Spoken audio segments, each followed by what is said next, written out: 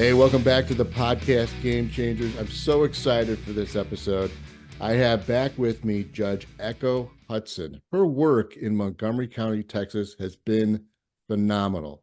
She has made such progress in the areas of mental health, domestic violence, and I'm just so excited for the conversation this morning. So, Judge, welcome back. Thank you for taking the time to be on Game Changers. Thank you so much for having me. I'm excited to be back. Yeah. So Judge Echo Hutson is the elected judge of County Court number at law number 4 in Montgomery County, Texas, which oversees misdemeanor criminal cases as well as 2 specialty court dockets, domestic violence court and mental health treatment court. Judge Hutson has dedicated her professional and legal career to protecting Montgomery County citizens and victims of violent crime, first as a prosecuting attorney and now through her role as judge. Thank you for everything you're doing. As her passion for her work continues in her newly elected role, Judge Hutson loves to speak and educate on matters involving domestic violence and mental health issues in the courts and criminal justice systems. She is also the founder of and hosts the annual Flowers on the Lake Domestic Violence Awareness event for Montgomery County, Texas. Tell us just quickly, what is that event? Because that is a big, big deal here in Montgomery County. Yeah, so it's one of my favorite events every year now. It's in October, which is Domestic Violence Awareness Month, and we partner with the Montgomery County Veterans Commission, and we host it down on the lake down there at I-45 and 105 in Right outside of Conroe. Conroe, or is is in Conroe? Yep, it's in Conroe. And we also partner with the Montgomery County Women's Center and the Montgomery County District Attorney's Office. That's kind of where I started it when I worked there as the chief of the Domestic Violence Division. But we invite all of our first responders, all of our community partners who work with domestic violence, whether it's with victims or with offenders, all of our law enforcement, EMS personnel, medical personnel, all of those nonprofits, all of those individuals in our community. And it's basically joining together in solidarity as a show of support for any victims or survivors of domestic violence in our community to raise awareness. And we invite all of our community members, of course, to come and show support. We know statistically that 1 in 3 women and 1 in 4 men will be affected by and experience domestic violence in their lifetimes. So that's kind of the numbers that we have here. It's definitely part of our community, whether we like it or not. So we want to raise awareness about how to get help for others if you know someone who is affected by domestic violence. And that's one of the things we talk about there. But we take flowers, carnations, and we get the number of the year. So this year it will be 2024 flowers. And we have our attendees at the event put them out on the lake at sunset while the fountains and the lights come up on the lake and the sun is going down. It's absolutely beautiful. I was going to say it's a beautiful area anyway. Oh, it's so powerful. And the flowers represent all of the victims in our community, whether we know who they are or not. And it's just really kind of a visual aspect to honor those individuals and to make sure that we are bringing awareness to that issue here in our community. So that is Flowers on the Lake. That's so awesome. And that is why I love talking with you, because of what you're doing. And it's things like that you just don't see every day, that people in your position are doing something like that to really reach out to the community and make a difference. I mean, you are truly a game changer for sure. Thank you. And, again, thanks for everything you do. And you live in the Montgomery County area with your husband, Ryan, and your youngest son. And you and Ryan, okay, so this is good. This is a surprise to me. And I'm going to talk about this a little bit because this was like, wow, you do everything. You and Ryan enjoy spending your spare time singing and playing in a band? Yeah, we do. We do. Yeah. Yeah. Do So tell, like what, I mean, it's just kind of developed organically. I've always been a singer in, I guess, kind of different bands throughout my lifetime. What's the genre? So right now, well, our band is called Vinny and the Montage, and we sing all over, That's awesome. all over the county. And we have a number of different people in there, but Judge Vince Santini is my very, very close friend, and he and his wife are in the band. We have some other law enforcement individuals that we've met through our careers professionally, but we're also personal friends with them. So we have 7 people in the band. I love this. We do everything from Texas country to more modern. We do blues and rock and classic Oh my gosh. rock. It's so much fun. We have just a blast. We only do it for fun. We don't do it for any sort of money or any sort of personal gain or anything like that. Just absolutely for fun. But Okay. yeah, so we're actually supposed to be performing this Saturday if the weather holds out. That's fantastic. Okay. Yeah. Vinny Yeah. and the Montage. It's Vinny and the Montage. It's such a great time. It's always family friendly. We want to include our family and our friends in it. But we have a Facebook page, so you can go and look us up. Oh man. Okay. We're going to do that. Vinny and the Montage. Yeah. All right. Okay. Awesome. Good And then your times. oldest son, Austin, 26 years old. He works in he's a cybersecurity engineer. Yeah. For a subcontractor for the United States Army, and he Yeah. is a Marine veteran. Who knew he was so cool, huh? He is Wow. smart. Yeah. He's Please a cool thank guy. him for his service. Yeah, I And will. he lives with his wife in Virginia. So Yeah. wow, So proud of that guy. what a story, what a family. Again, thanks for coming on. Thank you. So how did you get involved in addressing mental health issues, Judge? Okay, so wow.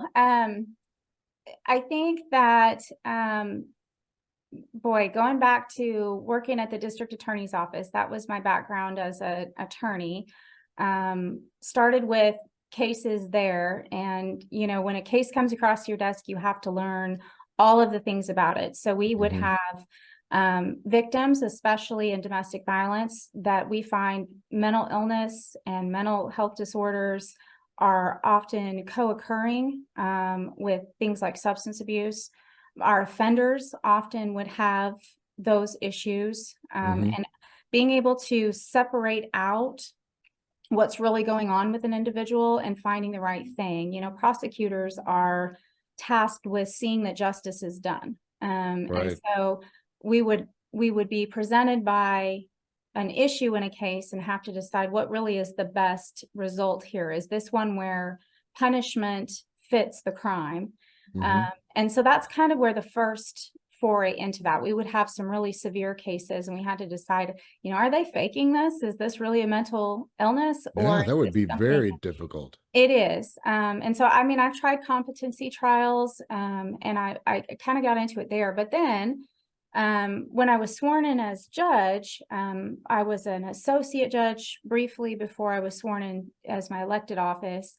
And judges, the first initial hearing that an individual who was arrested and brought into the criminal justice system, the first hearing is probable cause. They're brought before the judge within 24 hours. In Montgomery County, it is every morning about 9 o'clock. So we bring every single individual in, and the state— Every morning? Yes, 24 hours, every 24 hours, 365 days a year. It does not matter. There is no holiday that is taken off in Montgomery County. And so we have a judge every morning. The state of Texas is present as a prosecutor. We have an assigned defense attorney for all individuals, so they are represented. And so we have a probation officer there. We have a full staff, and Office of Court Administration and all of that there with indigent defense. We just kind of, you know, we fully staff it every day.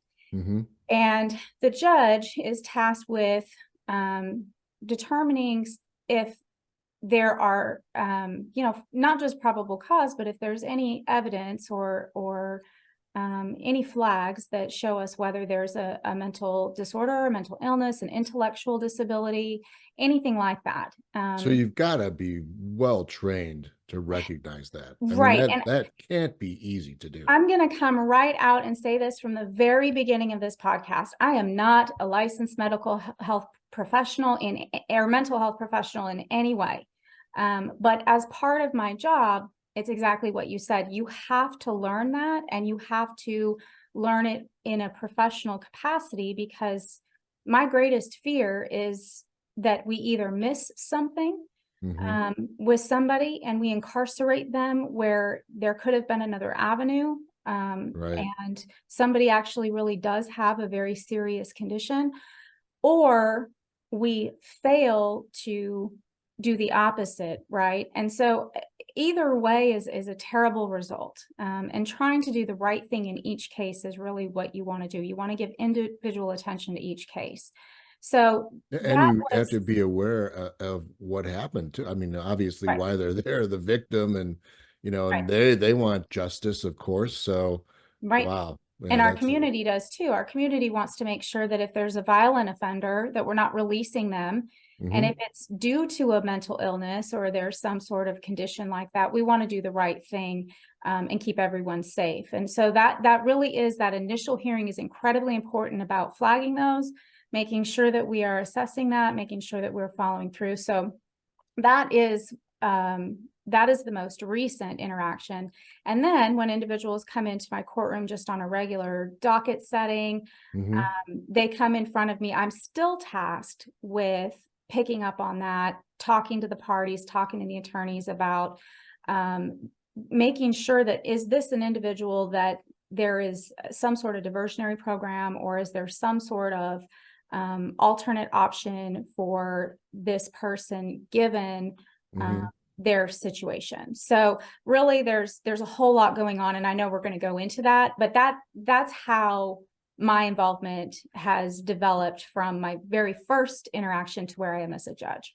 Gosh, and being able to recognize that, wow. And then, have you ever had any like really major disagreements with an attorney who is representing somebody? I mean, how is that? Because from your state, your position to be like, I don't believe this guy at all. There's no way. I mean, Well, I so, think the and of I course mean you would never say that. so I probably would, but I would never be in that I position. mean, your So broad what do you? question is yes, I've had major disagreements with defense attorneys, or and I was a defense attorney, so I've had major disagreements with prosecutors as a defense attorney. So yes, but when it comes to mental health issues, you want to involve a licensed mental health professional and get their Yeah, opinion. And the yeah. law is set up that if you have an opinion, then there is room for a second opinion. And the reason for that is you don't want to just get one opinion and lock someone away for life based on Of something that course. could be a mistake, because this is not a black and white issue. And this is something that can change and develop over time. It can worsen, um, Hmm. or it can be improved with the right treatment. And so it's an ever evolving situation. It's like a moving target, right? Hmm. Mental illness is not something that is, oh, you have that and therefore we can do this. It's Right. never like that. No. And so And everybody starts to judge, right? I mean, oh, yeah, stigma, right? yeah, everybody's got an opinion, and then it just spirals out of control. Yes, that is probably the biggest barrier we have. Yeah. Yep. I want to take just a minute and read some of the stats that you've provided at a recent presentation. And because I want people to know, when we talk about mental health issues, not everybody is aware of how pervasive it is in our society, and Yes. how much of an impact it is in every aspect of life. And so I just want to take a minute and read some of these stats, because to me they're really alarming. 1 in 5 Americans live with a mental health condition. So 20% of our population have something going on. 21.1% of people experiencing homelessness in the US have a serious mental health condition. 33.5% of US adults with mental illness also experienced a substance abuse disorder. Right. Man, 8.3% of adults in the US have a major depressive episode. Wow, almost 1 in 10. And then anxiety disorders, 19% of US adults. Wow, Yes. like 1 in 5 have anxiety disorder. Yes. That is, whew. Suicide is the 12th leading cause of death overall in the US. Yes. Oh, man. It just gives me 90%. chills.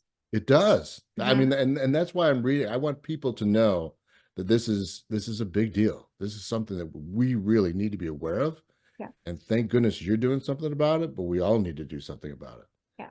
90% of people who die by suicide may have experienced symptoms of a mental health condition, Yes. according to interviews with family, friends, and medical professionals. Mhm. 90%. Yes. 79% of people who die by suicide are male. That blew me away. Doesn't it though? You don't Wow. expect that. Yeah. And then suicide is the second leading cause of death among people aged 10 to 14. Scary. And the third leading cause of death among those aged 15 to 24. What are we doing with our young people? Yes. What is going on? Oh Yes. my gosh. And I mean, I can go on, but the other stat that just blew me away, about 2 in 5 people who are incarcerated have a history of mental illness, 37% in state and federal prisons and 44% in local jails. Yes. And then 50,000 veterans, about 50,000 veterans are held in local jails. 55% reported experiencing a mental illness. Yeah. Now, I am a big advocate for helping our veterans and first responders, and PTSD is so pervasive. And I've talked to vets, and the 22 suicides a day, they said no, that's Yep. not even true. It's more like 45. Yeah. So we know that that is a major problem, but these stats just blew me away. Yeah. I mean, we have a serious problem, Judge. Yeah. So those stats that I gave you come from NAMI, which is the National Alliance on Mental Illness. I just want to make sure if we're quoting stats here that everyone knows where they're coming from, so you can go and look for this yourself. Yeah, just Google it. I mean, we're not making Right. this stuff up. Now, in mental illness, what we're talking about here, there's mental illness, there's mental disorders, right? And so if you go to places like Mayo Clinic and you talk about how you define that, because that's what we're Mhm. talking about here. Right. I There's, think that's an there's, important distinction too. yes. So mental illness is, it's a wide range of different things. So those are disorders that can affect your mood, your thinking, your behavior. So examples are depression, anxiety disorders. It can include schizophrenia.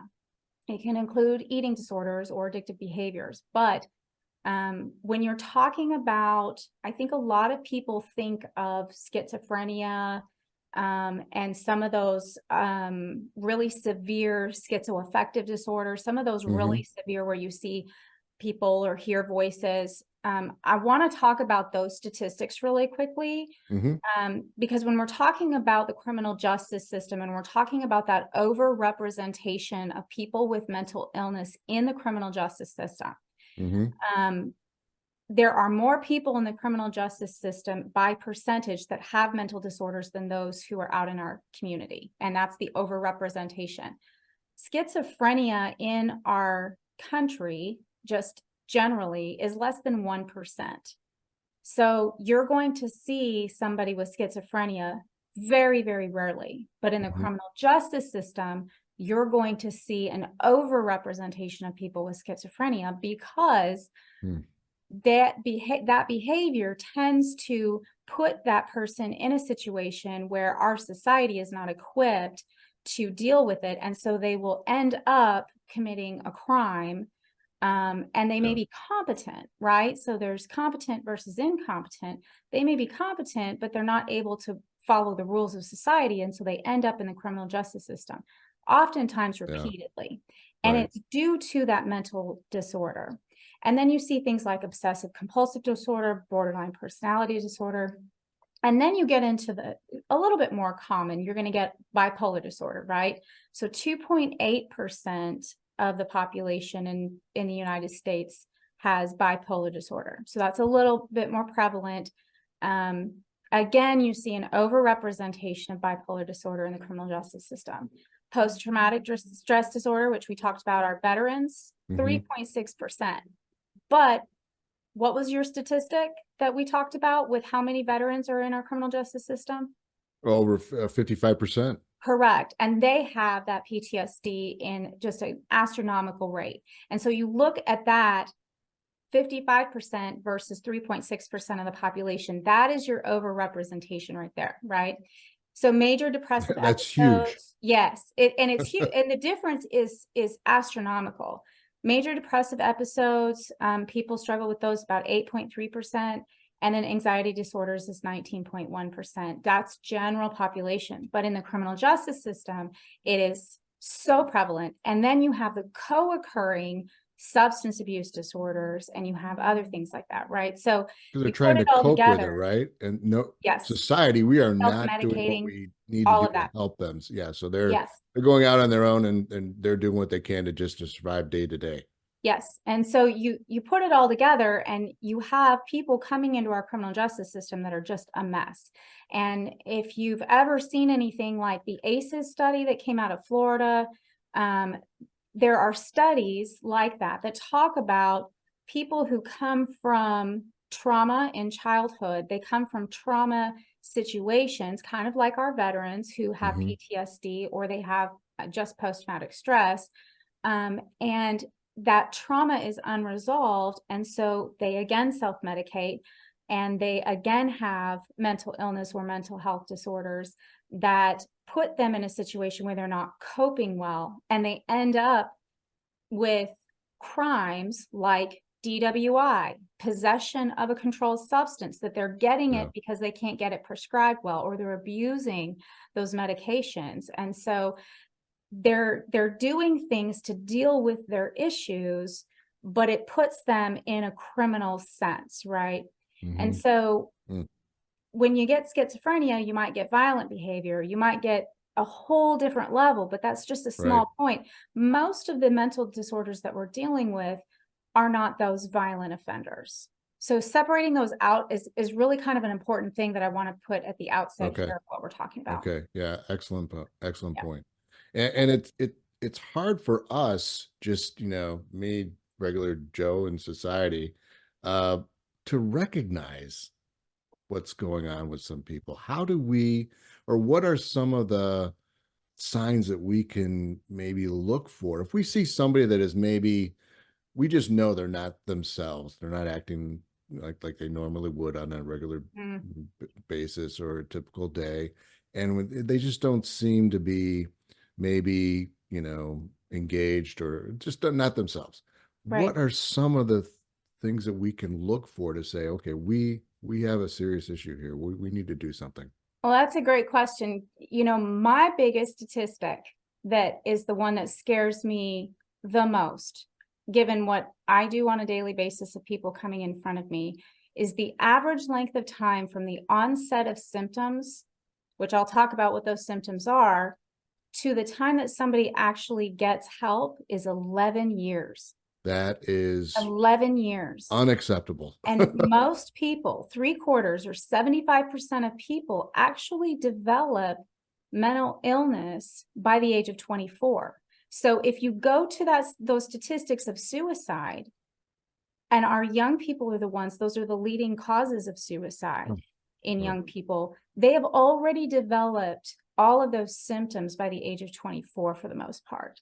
Most people don't develop them as an adult, but they have been dealing with them for such a long time that we don't necessarily attribute it to a mental illness anymore, because that's just who they are, and they're a problem, right? So we see them as that's just a kind of a quirky thing in their personality. That's the person that's just that we who all they just are. get tired of dealing with all the time because they lash out or they have bad behavior.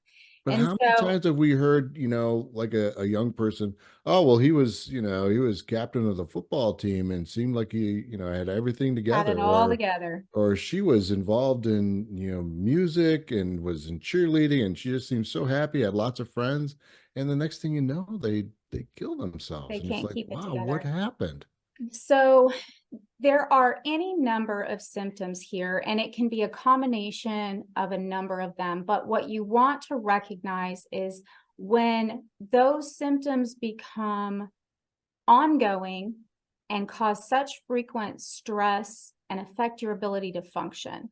And that's really what you want to watch for in your loved one. That is when you want to reach out and start getting some help. Feeling sad or down. And again, this is so much to the point that they're not functioning normally, right? There's something that is abnormal about their behavior. Right. Confused thinking, reduced ability to concentrate, excessive fears or worries, mood changes, swings of mood from high to low, like extreme mood swings, withdrawal from friends and activities, significant tiredness or low energy, staying in bed all day, or it can be problems sleeping, detachment from reality, paranoia, hallucinations. Obviously, if you think you hear that, that's going to be a big one.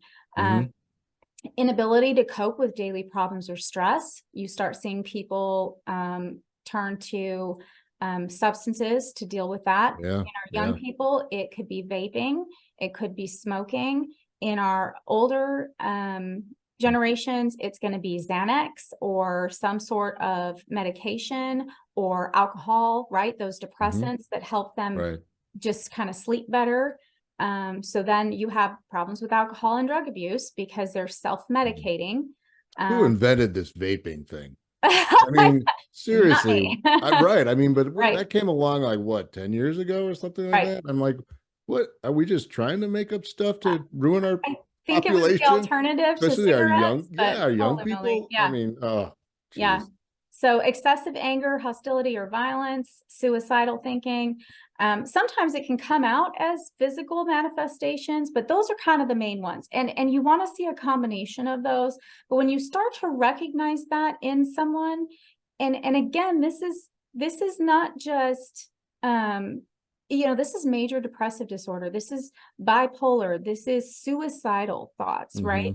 And so when you combine all of that together, and then you get somebody who's using and abusing substances, that is where they get to the point where they're a danger to themselves or maybe others. They're going to get behind the wheel and they could hurt someone else.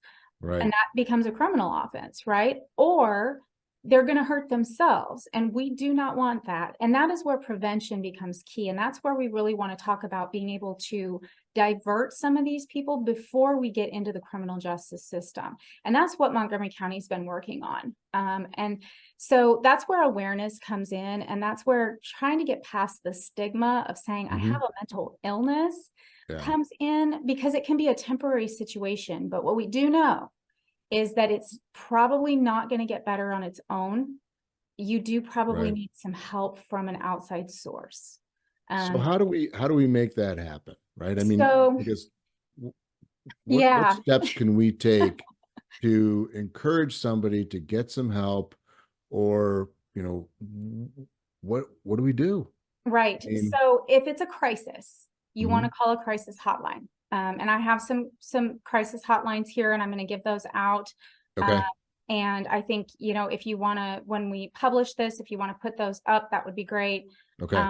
But if it's a crisis and somebody is in crisis, you want to get them to a provider immediately. If they are in danger of hurting themselves or others, you need to make a phone call in a crisis situation. That is the number one thing, right? But if it's not a crisis, but it seems to be escalating to a point where you need to intervene, then there are a lot of resources in our county. And I know, Jeff, that you sent me questions ahead of time. One of your questions was, are these the same in each county or place where you reside?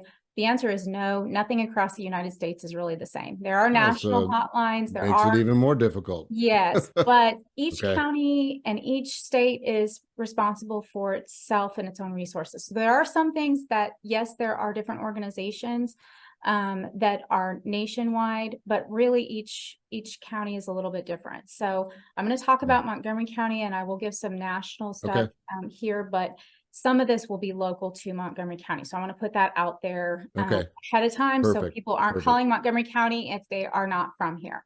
But I think that really, when it comes to helping somebody and recognizing those symptoms, if you can get somebody in and get them stabilized and get them help, that is the best kind of awareness, the best kind of prevention that you can get for somebody, because helping them to understand that it is not something that is really wrong with them. It's the same as if you had a physical condition, like if you develop diabetes in your lifetime. If you develop a physical issue, you go to a doctor and you say, I need help with this. And that doctor is going to prescribe something that is individual for that person. You're going to work on your lifestyle. You're going to work on whatever it is that you need to do to get better. It's the same thing with your mental health. We all go through stages where we have better health and less better health. We all go through stages where we are dealing with something that is more of a crisis than others, even in our physical health, right? Absolutely. So, life happens. 100%. And so you're not going to ignore the diabetes because it's not going to go away and it's not going to get any better. And it could end up really, really hurting you, right? It's the same with mental health. And so that's the best analogy that we can give you. Well, that's to talk perfect. about it. I just wish most of society would recognize it the same. Right, exactly. But it is that is absolute truth as to how you should look at it. It will not get better.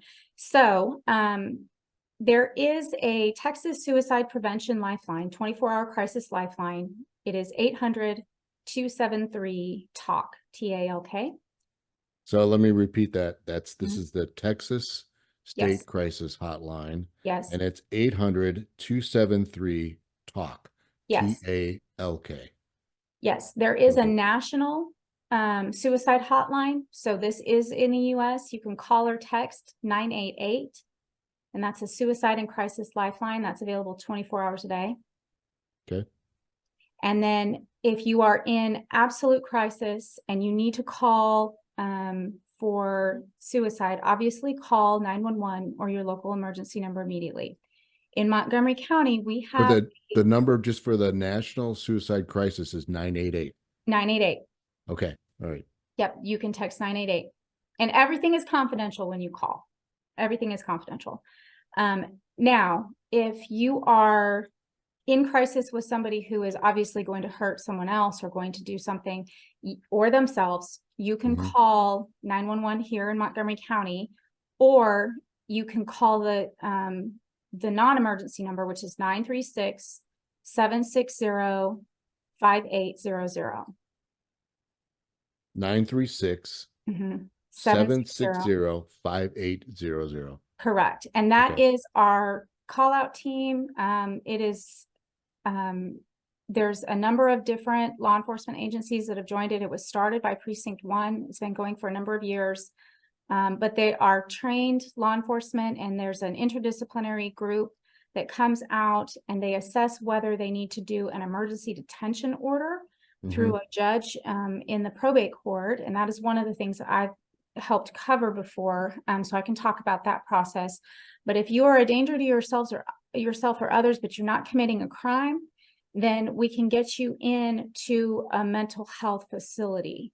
Okay. And that is something that a judge can actually order if you believe that that person would not go willingly, but we want to intervene. But we would have to find, there's a whole court process. People have rights, and the judge would have to find probable cause for that. A mental health professional would have to evaluate that person, and then there would be a hearing on that. But you can call for that crisis intervention team. That is one of the things that we have implemented in Montgomery County to try to avoid somebody who, let's give an example of maybe somebody at a McDonald's or somebody out in public that is having a mental health crisis. They are not necessarily violent towards other people, but they're maybe about to walk into the street and we don't want them to go do something, but they're obviously not seeing reality, right? You know something's wrong. Right. We can call that team. They can come out and meet with them. That person is not recognizing that they need to go to the hospital. There's a term called anosognosia. It's a very long term, but It means that they Say don't that again. recognize, yes, Ano, anosognosia. anosognosia. Okay. Anosognosia. All right. But it means that they don't recognize that they are in, that they have a mental health condition, or that they need help, or that they want to take medication or anything like that. And when we have that, but they're dangerous to themselves or others, that's when we need intervention. So we want to keep them from going out there. Then that's when we call and see if we can get a judge involved, get them down to a hospital instead of a courtroom. Right. Now, Right. if that person has committed a crime, they go to jail. Obviously, the judge is going to flag and get them evaluated to see if they're competent, right? If they're not If they recognize something, right? yes. I mean, they have to, the judge has to recognize that there's something going on with this person. Yes. Okay. Generally, we do, because if you're not competent, you don't understand the process, you don't understand the judge and the judge's role, your attorney, the attorney's role.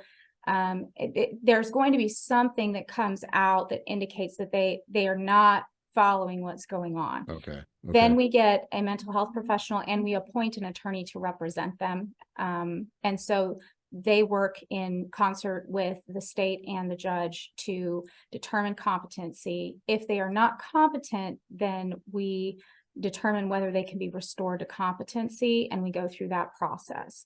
So that's kind of what we like to avoid if they're not committing a crime. And back years ago, that's where we would just arrest them and then figure it out in the court system. What we don't want to do is have somebody sit behind bars and have their condition deteriorate for months and months and months before we can figure out what to do with them.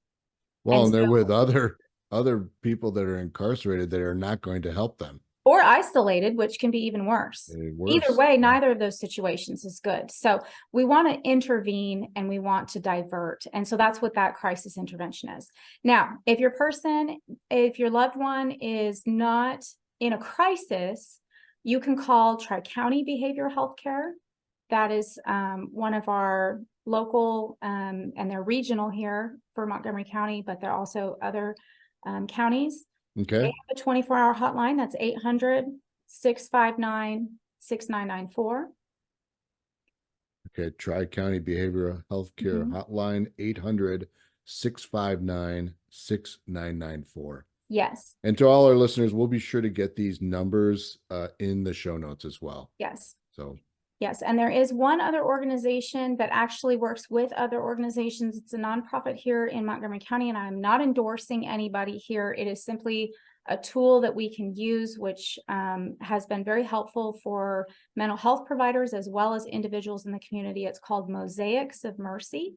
And you can go on their website or you can call their number, but they actually connect with a lot of the area mental health providers in hospitals and different types of providers, and they can help assess the needs of your loved one to see if that person can find resources in the community. They do not do crisis situations. So it goes all the way from crisis down to, I have somebody that I love that I need to figure out how do I get them some help. But they're not in crisis. And Mosaics of Mercy, they have a phone number, 346-703-0051. And so they will actually help network through a number of different organizations and see if they can be helpful. So that kind of gives you that full range of who do I call for help given my situation. Well aware of Mosaics of Mercy here in Montgomery County. And let me just repeat that number to make sure I have it. It's 346-703-0051. That is correct. Perfect. Yeah. And their website is very user friendly. If you go in, you can type in and actually use it, and it might be better than a phone call, but yeah. Okay.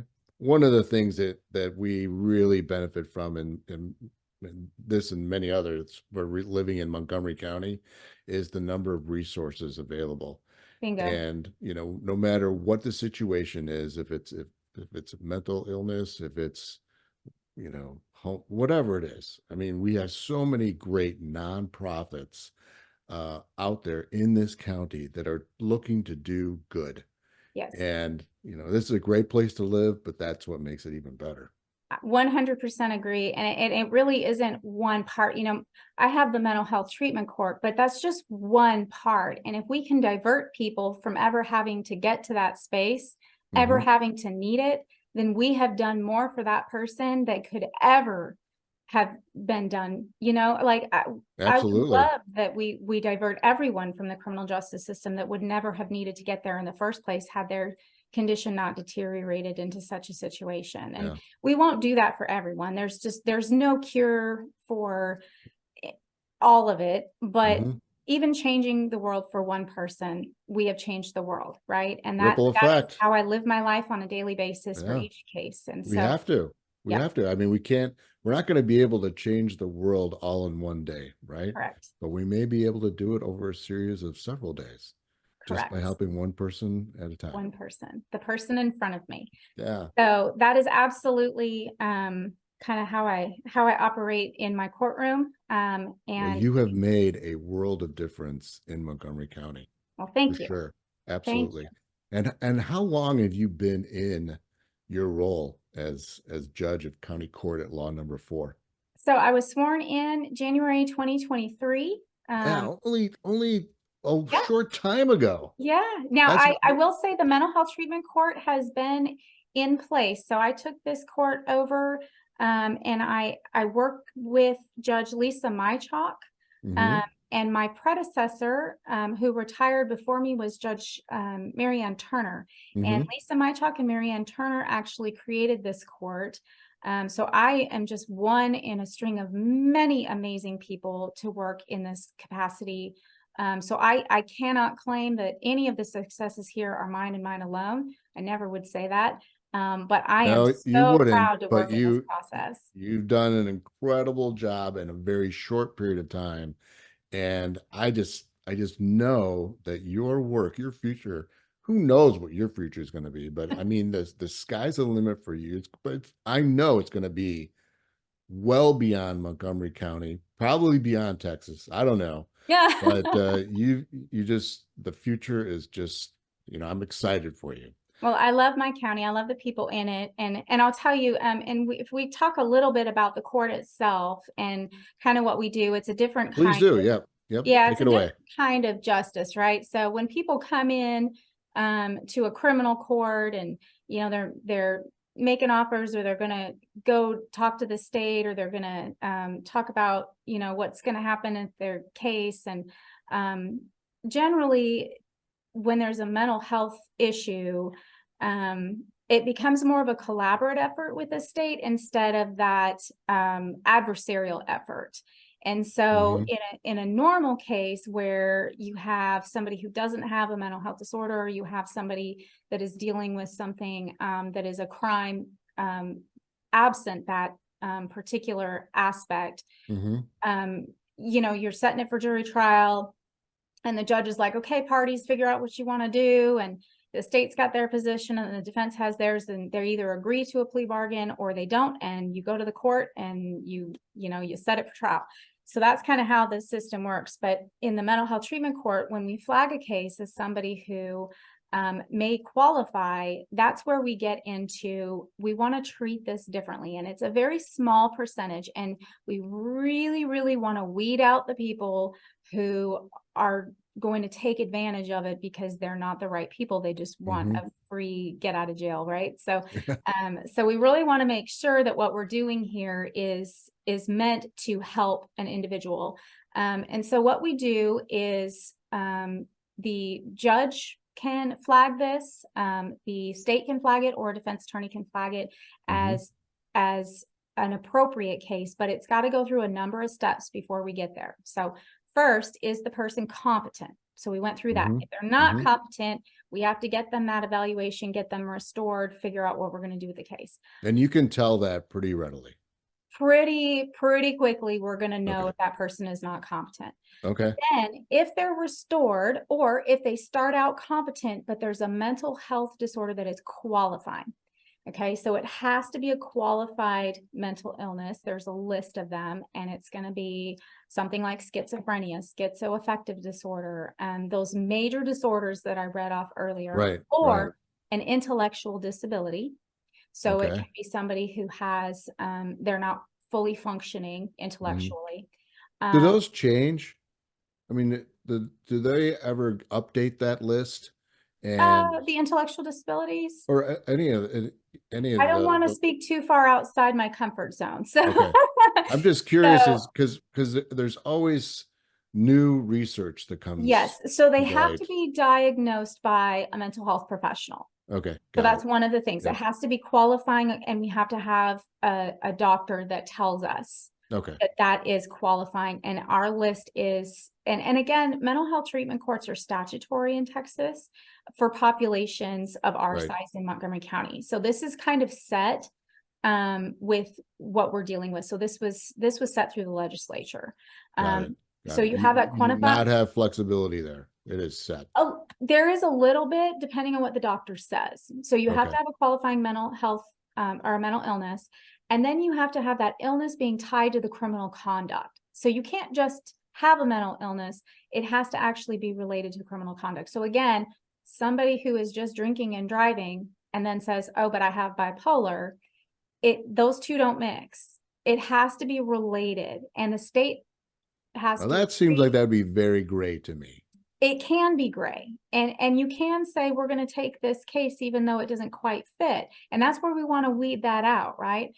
And it cannot be anything that's violent. You can't, this treatment court is not intended to fix people who would otherwise be violent, because Hmm. medication isn't really going to fix that, right? Right. So when going back to my background in domestic violence, you're not going to fix domestic violence just by putting somebody on medication. That's not going to fix the behavioral issue. So Right. that's twofold there. So you have to tie that in. And that's really the second piece that is key, that a lot of people think, oh, everybody's just going to get out of jail free in mental health court. That's not true. We weed those out. So you see some substance abuse. Again, those are co-occurring, but we want Hmm. to make sure if it's substance abuse, that is not what we're actually treating, that it's the mental illness that we're treating. Right. Right. Right. Okay. And that the third part is that a doctor tells us a viable treatment course exists for this person, that this is actually going to be helpful for them, and Hmm. not that it's going to be a waste of time, that we would not be able to improve their situation. So if all of those exist and the person wants to come into the court, it has to be voluntary. We can never force treatment in this court. Then they have to have a medically eligible determination. The DA's office goes through it and agrees that the nature of the offense can't be violent, can't be, one of those types of offenses that society and our community is going to be like, hold on, we let who in there, right? We don't want Right. that. Right. The criminal history, the victim gets input, whether they think it's appropriate for this situation, and then the plea bargain itself. So it can be purely diversionary, where if they complete the program, it's dismissed. Then it can be a probation where they plead guilty and it's just a treatment program, right? So it Okay. can go, Okay. it's a range. It's obviously not going to be a prison program because we don't do that. But there's a range of what is the plea bargain, and is this plea bargain appropriate? Does the victim agree it's appropriate? Does the victim want to see this treatment? Does the court agree it's appropriate, right? Everybody has to agree. So, Then we say, let's get them into the program. And then we do a okay. third evaluation. So we get through all these check boxes Wow. before we finally get them in. Then we get the mental health team on there, and we have a full multidisciplinary staff team. We work with Tri-County. We work Hmm. with our probation. We have mental health professionals that are hired for this court, that they do an individual treatment plan, and they go through and put them on that treatment plan for the agreement. Then they take all of this and they provide the recommendation to me as the court.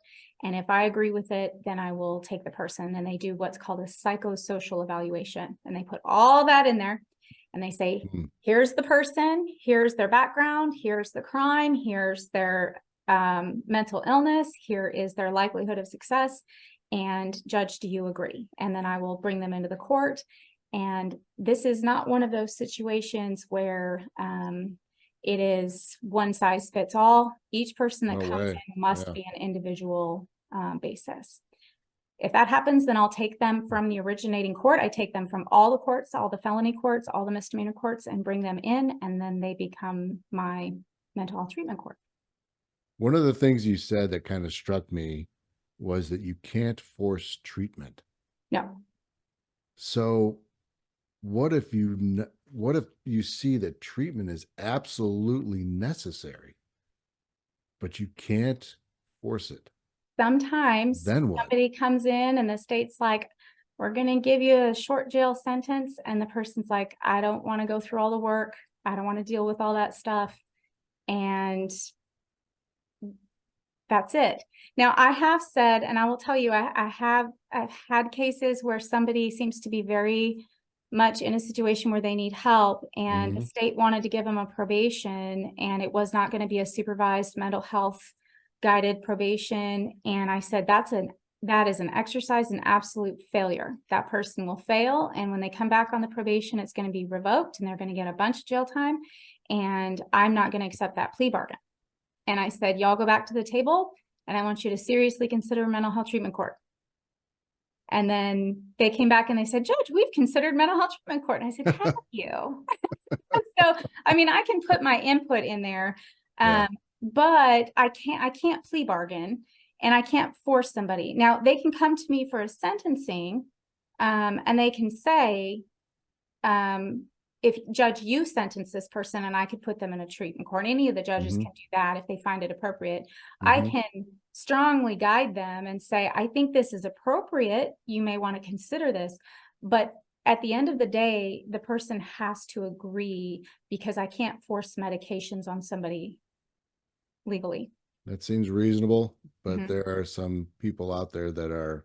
I know. It's hard. Yeah. It's hard to say. Yeah. I would know where I'm love to going with help that. you. Yeah. Yeah. I would love to help you. I would love to stabilize you. I would love to give you resources that might not otherwise be available to you, because you don't necessarily have to have the same, private insurance in the mental health treatment court that you would if you were out in the world without that. And we can get you into programs, and we have knowledge of things, and we have, providers that are part of this program that you wouldn't have access to otherwise, and a whole team of people. We have peer support. We have, just amazing opportunities. But you have to, just like any treatment, just like substance abuse treatment, you have to be willing to avail yourself of them. Right. Yep. You can lead a horse to water, but you can't make him drink. 100%. So let's talk about a success story Okay. that you've had in this role in addressing mental health. Okay. What's a success story that you've had? Okay, so I'm not going to use names, obviously. No. But one of my favorite, and it has to do with both of my specialties, domestic violence and mental health. I had an individual so obviously a very difficult situation. Yes, a victim of domestic violence that ended up self-medicating on alcohol and ended up getting a DWI, but had all sorts of, major depressive disorder, anxiety, all sorts of things that actually stemmed from the domestic violence and the trauma, but turned into a mental health issue in her life. And that's this so person tragic. That is just tragic. Just found herself in a very terrible situation, really struggling, had gotten out of the relationship, had a permanent protective order against the abuser, and would move out of trauma response every 6 months to hide from this person. Very unstable, right? There was a lot going on, and ended up with a DWI. That just infuriates me when I hear something like that. It's hard. This one person is completely ruining another person. And it feels doesn't have to take place. It feels very dark when you hear that situation for that person. Super dark. You can see where the mental health aspect comes in that person's life. And so, yes, you have co-occurring substance abuse, but man, if I was in that situation, I feel like I might need a glass of wine at night sometimes, that's hard. That's a lot of pressure on somebody. And so you kind of empathize with that situation and you want to help them. And so this person came in super angry at the abuser. Absolutely. But, this person came into the court. It was a diversionary program. and was working at a local restaurant that serves alcohol, which was kind of a hard situation, and it felt like, Boy, yeah, we're DWI, and so right. there was a lot going on. Ended up becoming a manager, ended Hmm. up just bright and shiny, did so wonderful, ended up training other managers across the state in this organization that she worked for, ended up getting all sorts of certifications, and becoming so successful, got her driver's license, never had it before. Awesome. I mean, just everything that she set out to do, she would do, and graduated with flying colors, so independent. And one of the most amazing parts of it was she hadn't moved, but the abuser found her at her place of employment. And instead of Oh just no. completely destabilizing, instead of running and doing all the things that she ever would have done before, she called her team and said, "This is what's going on, and I'm really scared, and I need some help." And the team jumped in and helped her with it. And she overcame it and ended up telling her abuser, "Don't ever come back here again." And that show of strength actually helped her to overcome her domestic violence situation. And that Wow. really pushed her to a new level of personal autonomy that she had never experienced before. And it was from there that she just launched into absolute success in the mental health program. And so she overcame Wow. both of her struggles. And it was just amazing. And just That is a watching this great success person, and story. yeah, and what she did with the support. And really it's about being anchored in our community and in the resources we have, that you feel healthy and strong because of the people that surround you here and that care about you, right? And Yeah. that's so, so, so important for somebody going through a situation at that time in your life. Oh And boy. by the So time that she has left, I feel like we have set her up for a lifetime of success, that she can do anything. that's awesome. What a great And story. So that the one little abuser blip went in her away life is just one little part of her life that she can look back and say, "I overcame that, but that does not define me." and the abuser no longer Never, around, not never in the came picture back, anymore. never became a problem.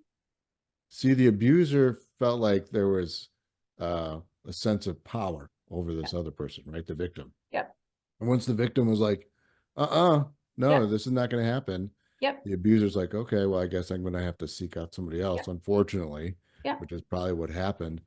But the other thing that really just is so obvious in this situation is we cannot do this alone, No, right? no. We all think, especially, I'll just use myself for example. I always think if something happens, I can take care of it. I can do it. I don't need any help. We all like No to do that. way. There's Yeah. no way we Yeah. cannot do this kind of Mhm. thing on our own, and we can't expect others to.